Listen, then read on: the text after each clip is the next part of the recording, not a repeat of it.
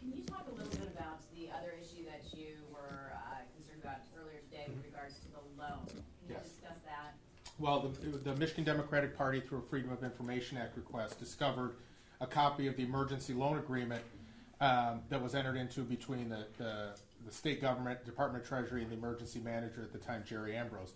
In that document, signed in April of 2015, months after alarm bells were ringing all over the governor's administration, months after the state of Michigan had trucked water into the state office building so that state workers didn't have to drink water from the Flint River, months after GM had switched its water supply because the water was corroding metal engine parts.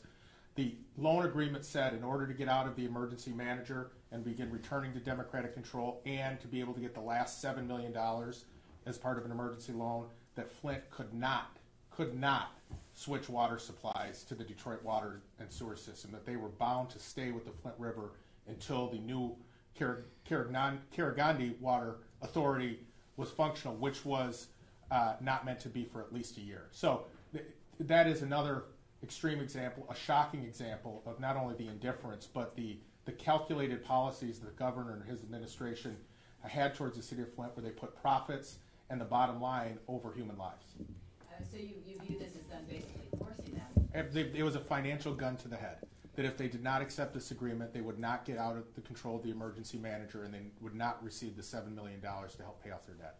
So they got it and had to stick with what they had. Had to stick with what they had until public pressure became so severe in October of 2015 when they did switch back, only because of the mounting public pressure. But another part of that agreement, too, was that they wouldn't be able to lower the water rates. So not only were they going to be bound to stay with water from the Flint River, they were going to continue to have to pay for it.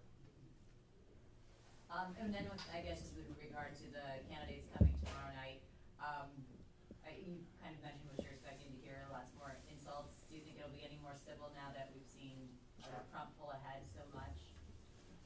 No.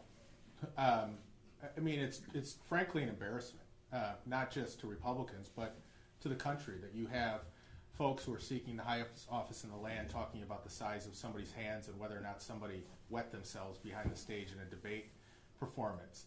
This is not a debate that's worthy of the American people, as opposed to the Democratic debate, which has been about issues and ideas, and I don't expect any different. We've been expecting that this train wreck that Donald Trump is leading would somehow veer off the tracks for the last 11 months. It's only gotten stronger.